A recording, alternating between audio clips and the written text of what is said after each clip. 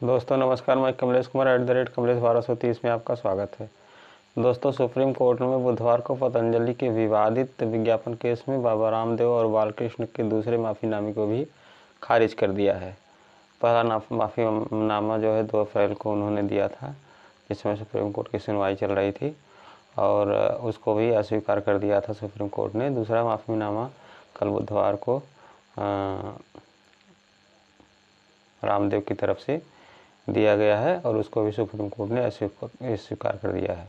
Justice सीमा कोहली और justice Amanatullah के bench ने पतंजलि के वकील विपिन सांघी और मुकुल रोहतगी से कहा कि आपने जानबूझकर कोर्ट के आदेश का उल्लंघन किया है और आप कार्रवाई के लिए तैयार रहिए। आपको बता दें कि उत्तराखंड सरकार की ओर से ध्रुव मेहता और वंशा शुक्ला ने एफिडेविट पढ़ा। सुप्रीम कोर्ट ने कहा कि केंद्र से खत आता है और आपके पास मामला है, कानून का पालन कीजिए। 6 बार ऐसा हुआ है। बार बार लाइसेंसिंग इंस्पेक्टर चुप रहे थे। इसके बाद जो आए उन्होंने भी यही किया। 3 अफसरों को तुरंत सस्पेंड किया जाना चाहिए। मामले की अगली सुनवाई 16 अप्रैल को होगी। इससे पहले 2 अप्रैल को इसी बेंच में सुनवाई के दौरान पतंजलि की तरफ से माफ़ीनामा दिया गया था। उस दिन भी बेंच ने पतंजलि को फटकार लगाते हुए कहा था कि ये माफ़ीनामा सिर्फ खानापूर्ति के लिए है, आपके अंदर माफ़ी का भाव नहीं दिख रहा है। इसलिए इसके बाद कोर्ट ने 10 अप्रैल को सुनवाई की तारीख तय की थी।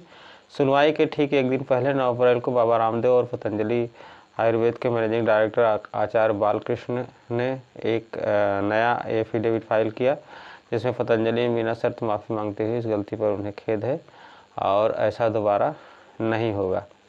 परंतु सुप्रीम कोर्ट ने जो है दूसरे वाले माफ़ीनामे को भी अस्वीकार कर दिया और उन्होंने कहा कि आप बार बार ऐसी गलती कर रहे हैं, बार बार आप सुप्रीम कोर्ट की सुनवाई की अवहेलना कर रहे हैं, सुप्रीम कोर्ट के आदेश की अवहेलना कर रहे हैं। 2 अप्रैल को सुनवाई के दौरान रामदेव के वकील बलबीर सिंह ने कोर्ट में कहा कि योग गुरु माफ़ी मांगने के लिए यहाँ मौजूद हैं, भीड़ की वजह से कोर्ट रूम नहीं आ पाए। अदालत ने एफिडेविट देखने के बाद फटकार लगाई और कहा कि यह प्रॉपर एफिडेविट नहीं है। जब बलबीर सिंह ने माफ़ीनामा पढ़ा तो अदालत ने कहा कि ऐसे मामलों में आदेशों का उल्लंघन करने वाला माफ़ी मांगता है, हमें रामदेव के वकील का माफ़ीनामा नहीं सुनना। बेंच ने कहा केवल सुप्रीम कोर्ट नहीं, देश की हर अदालत के आदेश का सम्मान होना चाहिए। आपको अदालत के निर्देशों का पालन करना था और आपने हर सीमा लांघी है। अदालत ने कहा कि जब पतंजलि हर कस्बे में जाकर कह रही है थी कि एलोपैथिक से कोविड की कोई राहत नहीं मिलती, तो केंद्र ने अपनी आंखें क्यों बंद कर रखी थी। सही एफिडेविट फाइल ना करने पर केंद्र की ओर से सॉलिसिटर जनरल तुषार मेहता ने कहा कि जो हुआ वो नहीं होना चाहिए था। मेहता ने रामदेव और पतंजलि के वकीलों के सहयोग करने की पेशकश की। 10 जुलाई 2022 को पतंजलि ने एक विज्ञापन जारी किया था। उसी के मामले में सुनवाई चल रही थी और एफिडेविट एडवाइजमेंट में पैथोलॉजी पर गलतफहमी फैलाने का आरोप लगाया था। इसके खिलाफ 17 अगस्त 2022 को इंडियन मेडिकल एसोसिएशन (IMA) ने पतंजलि के भ्रामक विज्ञापन के खिलाफ सुप्रीम कोर्ट में याचिका लगाई थी।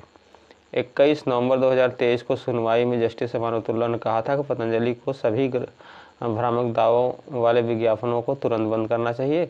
ऐसे में किसी भी उल्लंघन को बहुत गंभीरता से लेगा और हर एक प्रोडक्ट को झूठे दावे पर 1 करोड़ रुपए तक जुर्माना लग सकता है। इसके पहले सुनवाई में IMA ने दिसंबर 2023 और जनवरी 2024 में प्रिंट मीडिया में जारी किए गए विज्ञापनों को कोर्ट के सामने पेश किया। इसके अलावा 22 नवंबर 2023 को पतंजलि के CEO बालकृष्ण के साथ योग गुरु रामदेव की एक प्रेस कॉन्फ्रेंस में भी बताया गया। पतंजलि ने इन विज्ञापनों में मधुमेह और अस्थमा की पूरी तरह से ठीक करने का दावा किया था।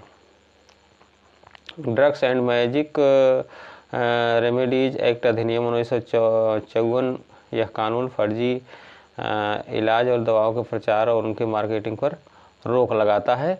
इसके अलावा जो किसी बीमारी का बिना साइंटिफिक प्रूफ के पूरी तरह से ठीक करने का दावा करता है, उन्हें इस कानून के उल्लंघन का दोषी माना जाता है।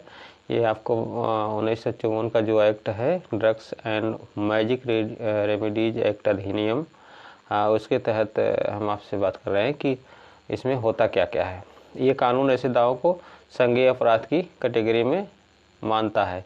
यानी कुल मिला करके बाबा रामदेव के ऊपर संज्ञेय मामला चल रहा है। 2 बार की माफ़ीनामे को सुप्रीम कोर्ट ने अस्वीकार कर दिया है और संभवतः अब माना जा रहा है, सुप्रीम कोर्ट ने कह भी दिया है कि आप कार्रवाई के लिए तैयार रहिए, हम आपके माफ़ीनामे को अस्वीकार करते हैं।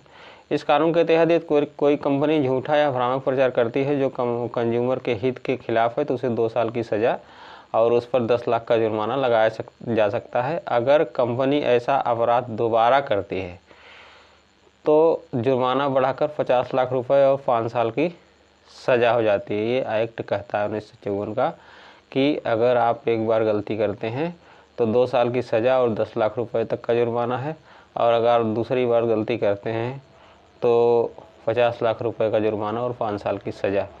यानी अब बाबा रामदेव की लंबी छुट्टी होनी तय मानी जा रही है, क्योंकि सुप्रीम कोर्ट दोनों माफ़ीनामे को अस्वीकार कर दिया है और स्पष्ट रूप से कह भी दिया है कि आप कार्रवाई के लिए तैयार रहिए। आज के लिए इतना ही।